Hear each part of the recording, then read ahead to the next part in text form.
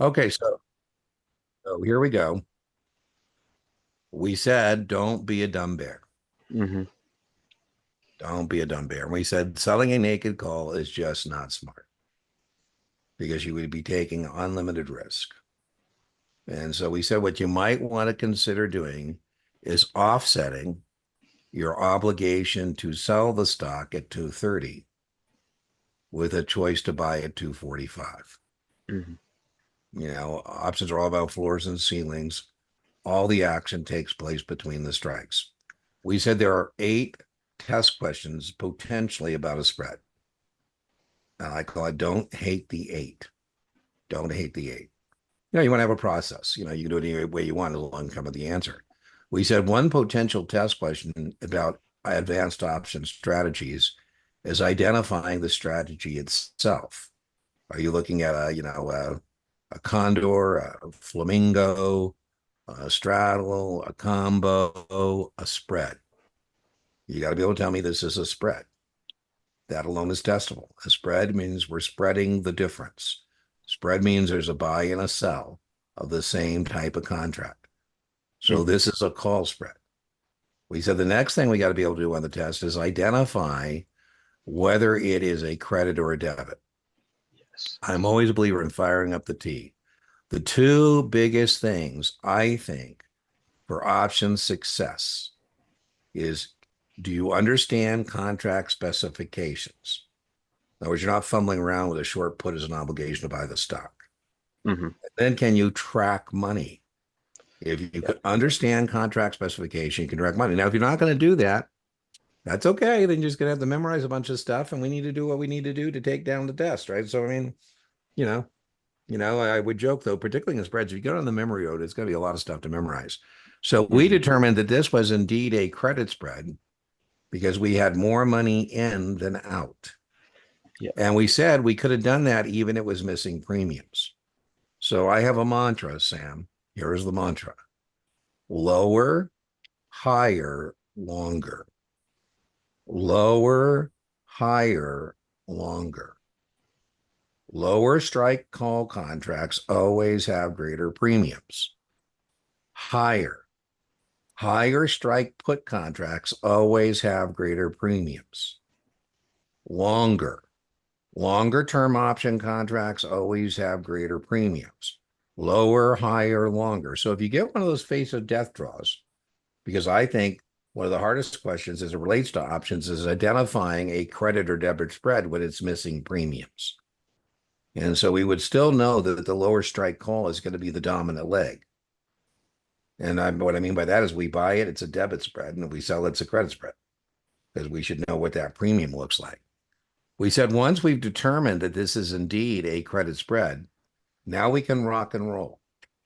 Because if it's credit, we go credit, expire, narrow. And if we go debit, we go debit, exercise, widen. So assuming we get this right, we can rock and roll. And once We we know determined the it was, debit or credit, like step 8, bullish or bearish, should give yeah, you you the could, answer well, you right could, yeah, you could do that. You can do it in any order you want, but you could also say, yeah, this is a bearish spread. And so I want to go down. As we said, our floor is 230, right? there. Hmm. So, 230 or lower, the contracts are going to expire. And the whole point is we're saying we want to play between those two numbers. And we said that 6 letters, that's the other way to do it. Credit has 6 letters, expire has 6 letters. I think debit, I think of myself, when you're wide like Dean, you need to exercise. I joke, Sam, that in some cultures, being wide like Dean is a sign of wealth and prosperity. Yes. Unfortunately, not our culture, well, right? So credit, we determined here that we indeed want the contracts to expire so that we can keep the money, right? And then Correct. we said the hardest concept to get in a spread, and we don't need to get it, is this idea of the premiums either widening or narrowing. And the reason we don't need to get it is because we should know credit, expire, narrow is always going together. There's no circumstance in which that will not be the correct answer. Hmm. And we should know that debit, exercise, widen always goes together, right? We should know that. So we said our next thing we got to be able to do on a spread is we have to determine Boom. I here remember I showed you, I don't usually show this, but I showed it to you because it's a tutoring session. And so I was just showing you this concept, the concept of widening and narrowing. And so I said, let's say we do the spread here.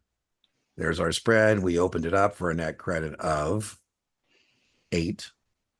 And then we said, let's assume Apple goes to 232. Your point, if you knew you were bearish, you would know that's good news, right? Because, you would know that 234 would be bad news. We're just doing it in this particular order. But here we're just showing you what happens if, we do that, right? Boom. Showing you what it looks like. I guess we didn't show it closed here. I think we closed at 232 and it went to 6, right? So we were showing this concept of wide or narrow. We said the gain and the loss always equals the difference in the strikes.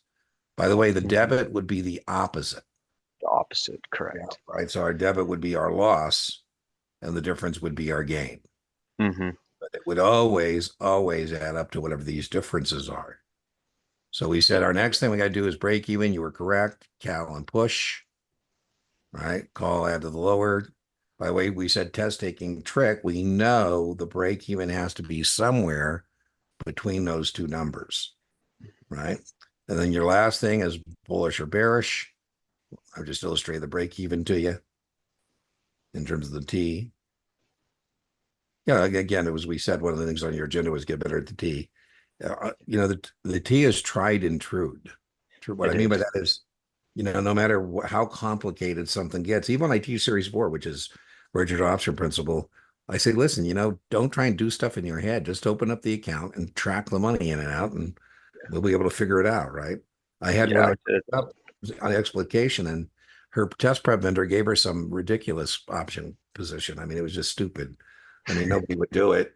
And sometimes that's a struggle. You kind of go, I don't know why somebody would do this, and this was bearish, and that was our last thing that we had to do, right?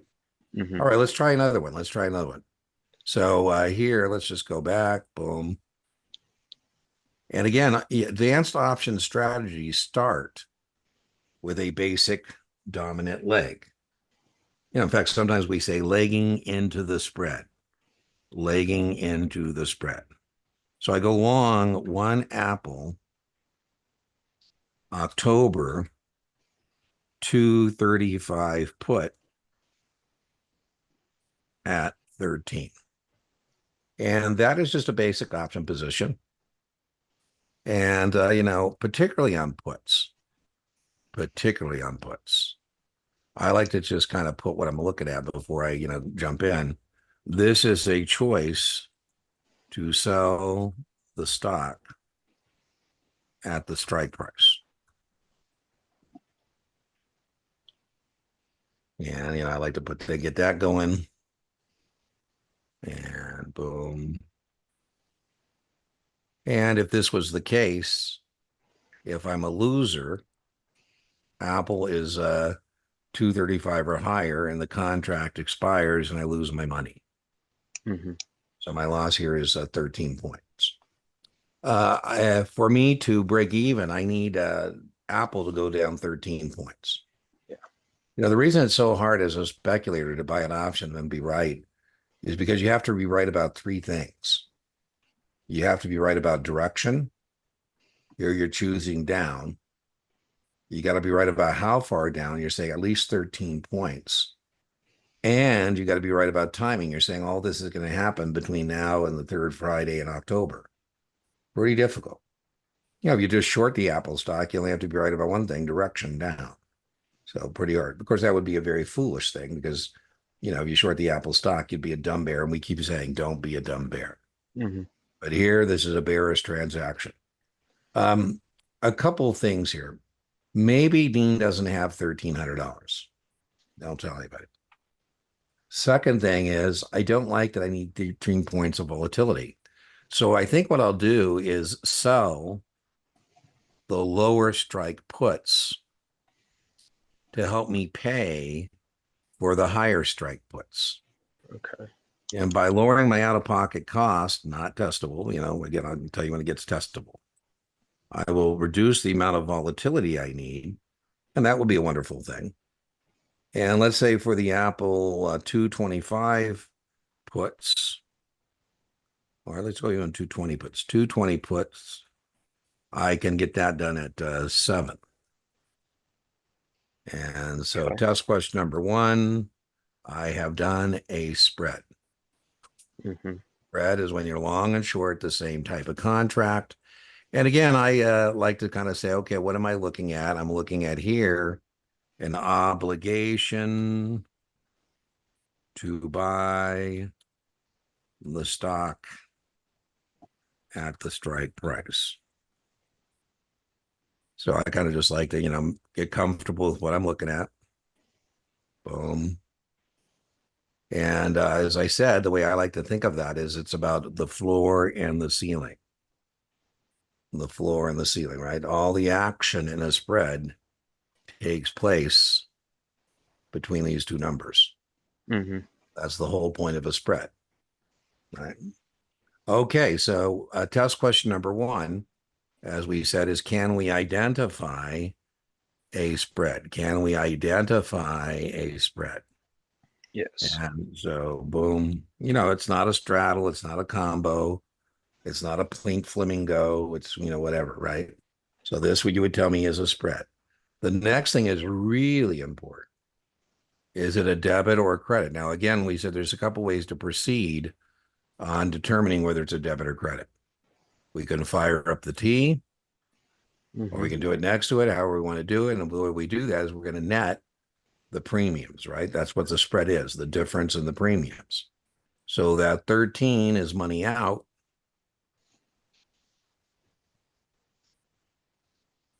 and that 7 is money in.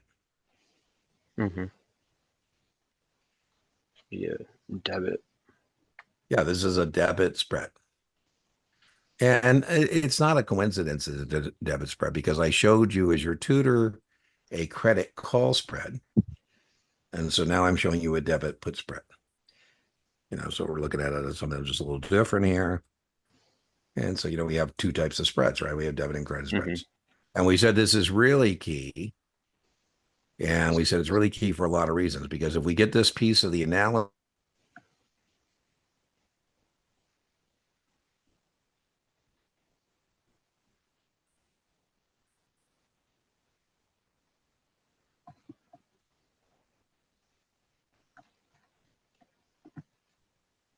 the paper with the I think I T, lost you. There we go. yeah. And then what happens, Sam, is people start rolling back. I'll be doing a tutoring session and somebody will start rolling back on something they've already answered.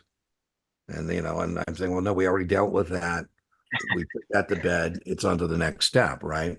But Yeah. ultimately, yeah, that's really we said is the key to the analysis is this piece right here, where Mm-hmm. we have 6 out. And then that And would be so that, your max loss in this yeah, case right for on, a put. exactly right. You can rock and roll because once we get debit, we know that we want to exercise. We want to have the difference in the premiums widen. We can really get almost a 4 of the 8 or 5 of the 8, Mm-hmm. that alone, right? And then your point, that when you buy an option position, your worst case is the loss. So we got max gain and we've got max loss. Um, and we said you were nailed the next this part. You said correctly that whenever you buy a position, the worst case is you lose your money. By the way, it sounds like a bad thing, but is it really? I mean, what I mean by No, that is, could be I worse. mean, as you that right on. It's exactly the point of this spread. The point is I could have lost 13, but now I can only lose 6. I'm still a loser, but losing 6 is better than losing 13, right? So I got Mm-hmm. less money out of pocket. So I have less risk. And you were absolutely right. The max loss is the net debit. Boom. Okay, so now let's just slow down a little bit here. Okay, so we've determined this is a debit spread. We've determined that this is our max loss. We said the gain and the loss. We said all the action takes place between the strikes. As we said, you can either memorize, yuck. You can either memorize that the maximum gain in a debit spread, the maximum gain in a debit spread is the difference in the strikes less the net debit. I personally think that's a mental mess. I think there's 15 points to be made or lost. Mhm. We spent 6 to get rolling. That was the cost of our ticket. And so I think it's easier to say, okay, I can make 9. Now, after you get the menu done, then think about it. Don't think about it to get the menu done. Yeah. But what I mean by that is if somebody sticks it to me at 220 and I stick it to the next guy at 235, I'd make 15 points. Mhm. That would be the best case. Yeah. And I say, well, I spent 6, so I make 9. So Right. you can either memorize that the maximum gain in a debit spread is the difference in the strikes less the net debit. Or you can simply say, okay, well, there's 15 points to be made or lost. By the way, it's like learning a foreign language. The reason you're a winner is because when you did the spread, the difference was 6, and now the difference is 15. The most it could widen to would be 15 points. That's the max difference between a 220 put and a 235 put, right? We said if it widens, that's a good thing. Then the most it could widen to would be 15. Right. No, and by the way, we said narrow, that would be bad. The most it could narrow to would be 0. All the action takes place between the strikes.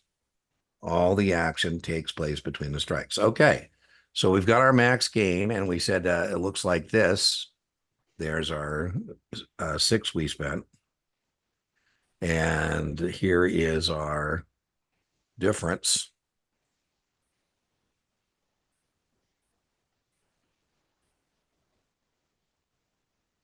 Boom. We said don't hate the 8. 8 things we got to be able to do is the break even. And this is kind of cool as well. And what I mean by this is kind of cool is because before we implemented the spread, we needed 13 points of downward volatility. Our break even was 235 minus 13. But now we don't need the 13 points of downward volatility. We only need 6. And it's a lot easier for Apple to go down 6 points than it is for Apple to go down 13 points. So in a debit spread, you've lowered your out-of-pocket cost and therefore have lower risk. You've also lowered the amount of volatility upward, if it was a debit call spread, or downward debit put spread that you need. And we have memory aid devices for the break even. And remember the debit memory aid device for this one? Push, put, subtract, lower, Yeah, or higher, higher, higher. yeah, higher. Remember, lower, higher, longer, lower, higher, longer.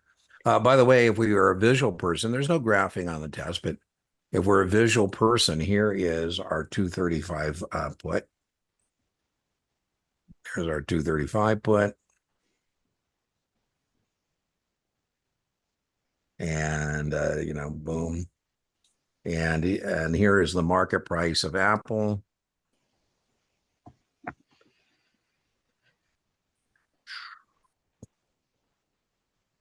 And the whole point of a spread is we're saying that we want to play between these two prices, and then we don't want to play no more.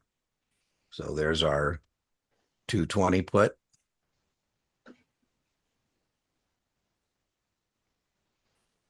And we said that the break even is going to be somewhere in between these two numbers because that's what the spread is. I'm saying I want to play between 235 and 220, and then I don't want to play no more. We have established that we were out 6 points.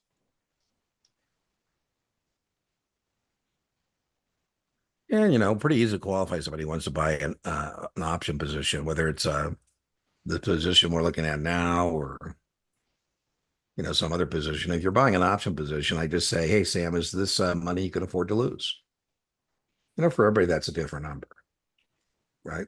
I mean, I feel pretty blessed. So, I'm sure there's more people blessed than Dean, but, I kind of, feel blessed when I go into the casino and, Like, and have a good time and drop a couple $1,000 is not a big deal. But Hmm. wouldn't it be funny if it was like our business? Because sometimes I'll be at the roulette table and I think people are playing with money that they probably shouldn't be playing with. Anyways, if it was like our business, we'd say, hey, Sam, before you go out there on the casino floor, we'd like you to read this gambling disclosure document, Yeah. characteristics and risks of gambling and, how much you're willing to lose in any one bet and how much are you willing to lose in your visit this evening. And then I'd say, Sam, I got to go to my registered gambling principal and see if he'll approve you for dice because dice is a higher level of approval than cards. Or I say, man, Sam, what can I tell you? He only approved you for bingo. Uh, That would be kind of depressing, right? And then I joke, yeah. not only do they not do that, I got a cocktail server coming by saying, hey, do you take some more tequila to help you with your math and judgment skills? So a little different. So pretty easy if you want to buy these things because you boom. That's the worst case is that you spend this money. So this, speculative positions when you buy them, as I said, not a big deal. But our point is that all of the gains and losses take place between the strikes. Right. So we know the break even. So the point of the graph is just to illustrate that we know that the break even has to be somewhere between those two numbers. Now, people don't do things to break even. People do things to make money, But push stands for put, subtract from the higher. Yes. And remember, we have a mantra too that's pretty helpful.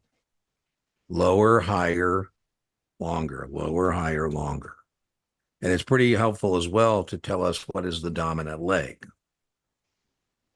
Right. So Higher. here we're going to take the higher strike, 235. We're going to subtract the net premium of 6, and we get our break even of 229. Yeah. Boom. Yeah, by the way, it would be bad form, by the way, on the test to tell me it's like anything out of this range. So that alone on the test can get you to a 50-50 Hmm. because you can just go to your answer set and immediately say it can't be a number that's above 235 or below 220. It's got to be a number in between. And by Hmm. the way, and if you get good at the T, as I mentioned, you can also kind of muck around it and get it. What I mean by that is you can kind of do process of elimination. And what I mean by that is they offer me 229 as a break even.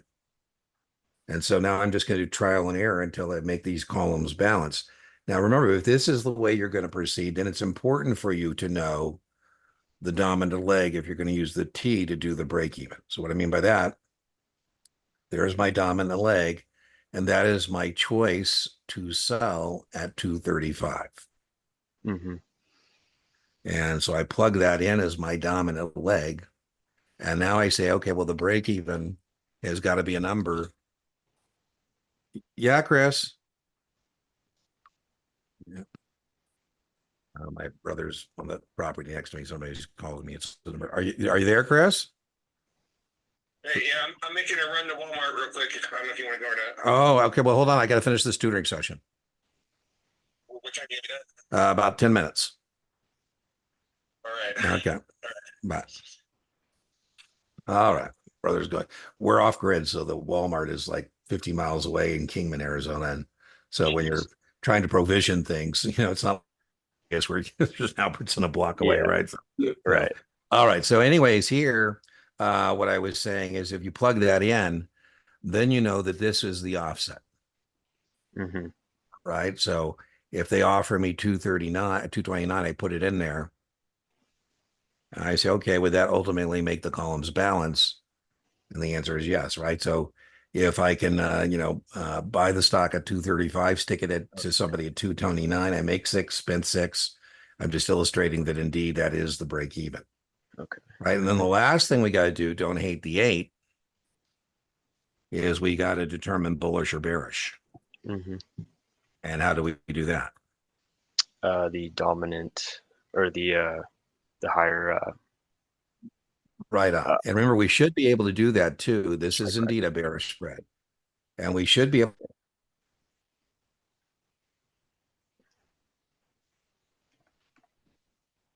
is always going to have the greater premium. So if we sell it, Hmm. it's a credit. And if we buy it, it's a debit. Again, the mantra is lower, higher, longer. And we said the reason it's important to know that this is a bullish spread, or bearish spread, excuse me, is because we need to know where we want the market price of Apple to be in relationship to Dominant. that break even. Right. So what I mean by that is, well, let me get out my little, when you know that here we're going to be a happy camper.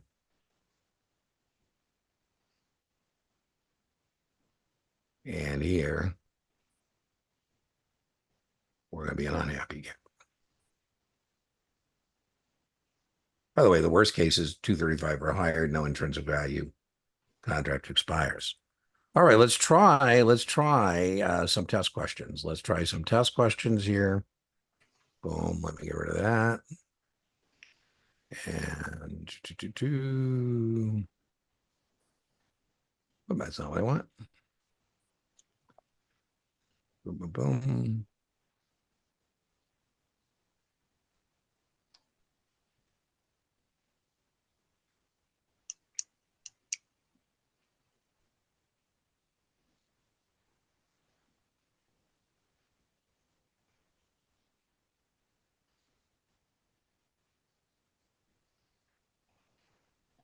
Okay, let me go find you. There you are.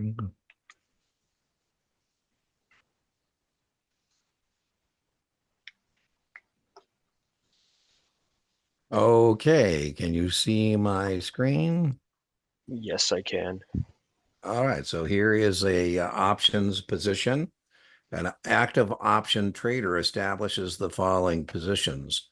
Long to alpha, April 50 calls at 2. Short to alpha, April 40 calls at 6.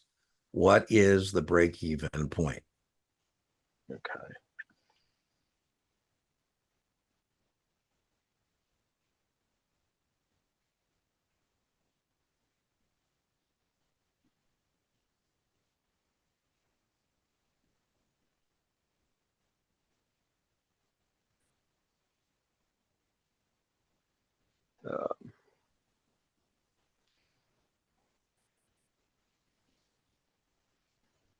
So I know the max gain is going to be 8. Well, be careful. Be Okay. careful. Get your T. That it's not, there's a couple ways. Let's do our menu. Let's do our menu. So first thing we're going to do, even if we can't identify it, is we're first going to do money out versus money in. By the way, it could be out or in which case it would be a spread, right? So, or excuse me, a straddle. So here is our money out. Here is our money in. And so is this a debit or a credit spread? Is this a debit? Credit. This is a credit spread. Once we get credit, we can rock and roll because we know expire and we know narrow. And once we get a credit, we know our max gain. Our max gain is the 4 points. And you told me the max gain. Oh, I'm sorry. You were correct. There's 2 contracts. My bad. So I apologize, Sam. Yeah. You were correct. This is 4 points twice, which is 8. And this loss would be 6. But break even is the question, and break even is always expressed as a per share number. Oh, okay. Break even is always expressed as a per share number. By the way, you should have been able to eliminate these 2 choices. You should have been able to eliminate 88 and 92 because the break even's got to be somewhere between those 2 numbers. Yes. Right. So we got boom, we know that it's got to be somewhere between there. So the credit wouldn't be 8, even though there's.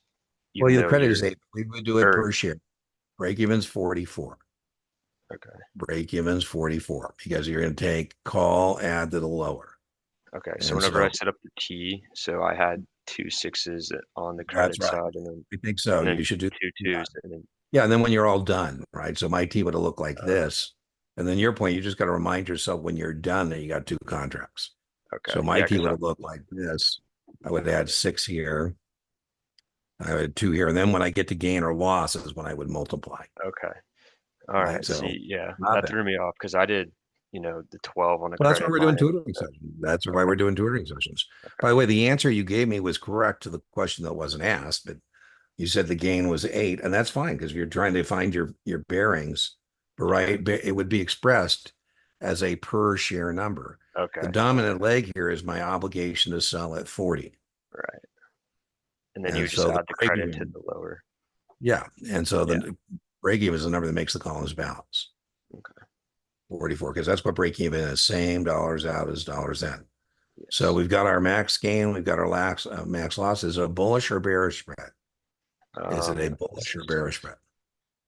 A credit spread is going to be bearish.